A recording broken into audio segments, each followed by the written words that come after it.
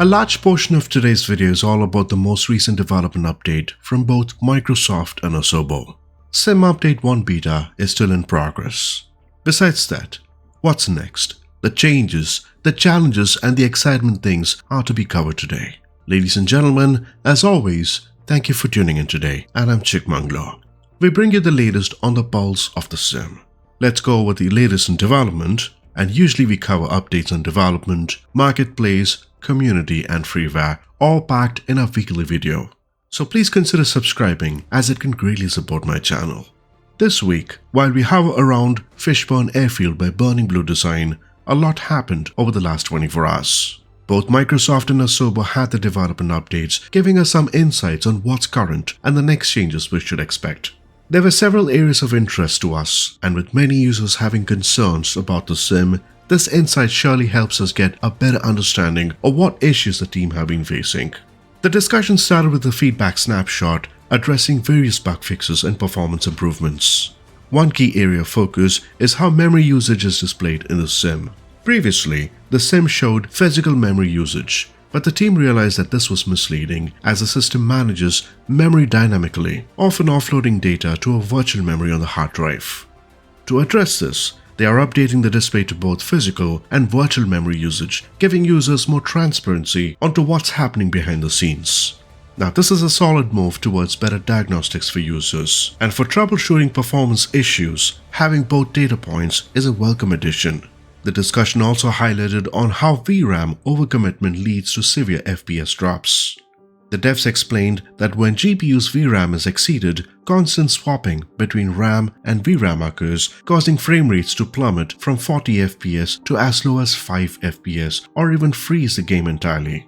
The team hasn't found a single magic fix but identified multiple assets, which includes airport and aircraft textures that need individual optimizations to reduce the VRAM usage. They've begun optimizing airports and aircraft models, particularly focusing on high-traffic ones based on telemetry data. Now, this effort is expected to continue through February and is crucial for performance stability, especially for users with mid-range GPUs. Let's talk about virtual reality. It remains a major concern for many of us. The team have acknowledged that around 10% use VR, debunking claims that it's a niche feature with little demand. They're actively fixing rendering issues, improving UI elements. Some fixes are planned to arrive during Sim Update 1, but a larger portion of improvements will be during Sim Update 2 because they require extensive testing. While some VR-related bugs require deep changes to rendering pipelines, which means they cannot be rushed and need to be tested. The commitment to VR is positive, but the delay suggests that VR fixes will remain as an ongoing effort rather than a quick fix.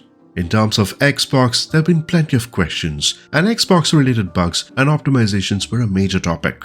A significant issue was the mouse sensitivity and usability problems in menus. This is now fixed and addressed in Sim Update 1. The team has seen positive feedback from Xbox users testing the beta of the fix, and the devs are also working on fixing memory allocation issues, which is similar to VRAM optimizations on PC. Now, the Xbox version has always faced memory constraints, so fixes like these are necessary. A long-standing issue with excessive vegetation, especially in places like the UK, is being addressed. The problem was caused by a broken masking system, leading to overgrown trees in areas where they shouldn't be. Now, it's just not UK, plenty of other areas as well, and this has been partially fixed and more adjustments are ongoing. So there were also general improvements to ground textures, which some users have already noticed. In terms of helicopters, an issue with helicopter ground handling was also discussed.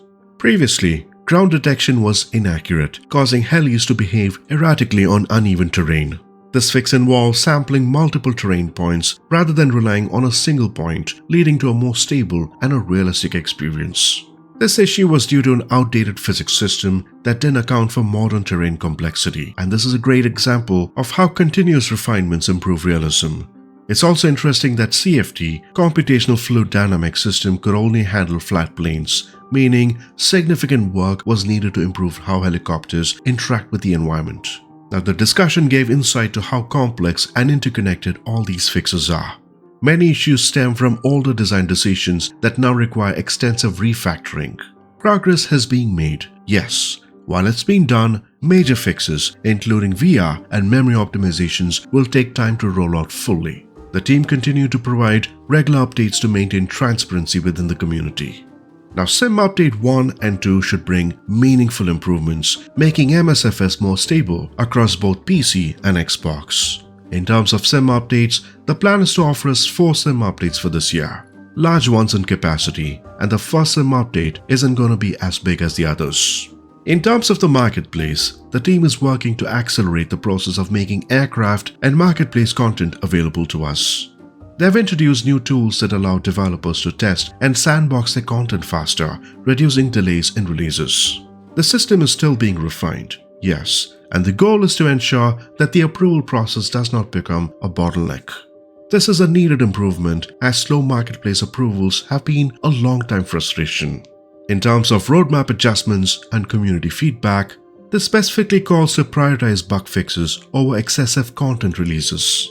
One world update was skipped to focus on delivering the Brazilian world update, which has been pushed to March 11th due to technical dependencies.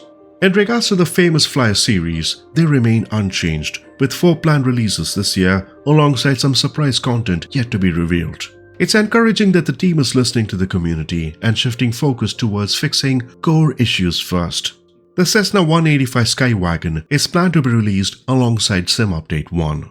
It's a versatile and a rugged single-engine aircraft, often used for bush flying, cargo, and passenger transport in challenging environments. Known for its ability to take off and land in short distances, it's popular among pilots flying in remote areas. Its high-wing design provides great visibility and stability, making it well-suited for a variety of flying conditions, including rough terrain and short airstrips. Now, the plan is to bring it out in both standard and ski versions. Towards the wish list, this list gets updated every week, and the team actively reviews and prioritizes items based on demand and feasibility. They acknowledge that users are eager for certain features, but implementation depends on several factors that depends on market conditions and technical readiness. Now, the devs emphasize that they're fully committed to improving the core experience before moving forward with any additional features. This suggests that a shift towards bug fixing and performance optimization rather than rushing out new content, which makes total sense. This is a step in the right direction, and transparency is key, focusing on real-time improvements rather than just upcoming content that will strengthen trust within the player base. Now, the Xbox memory boost is a big deal, yes, but the required testing period means it won't be an immediate fix. Similarly, VR improvements are progressing, but major features are still far off. If the team maintains clear and frequent communication about the roadmap, these delays will be more understandable. Now, the next world update is set to target the area of Brazil, arriving on the 11th of March. Looking at the bigger picture, the development team seems to be in a crucial phase of refinement and stabilization.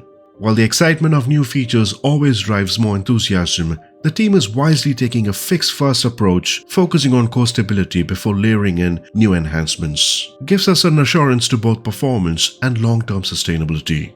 However, the challenge isn't about fixing technical issues. It's about managing expectations at this point and balancing priorities while keeping a massive and a vocal community engaged. In many ways, this feels like a pivotal chapter in the ongoing story of MSFS.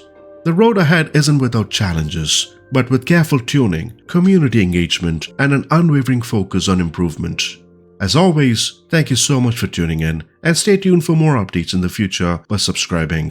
Until next time, bye-bye for now.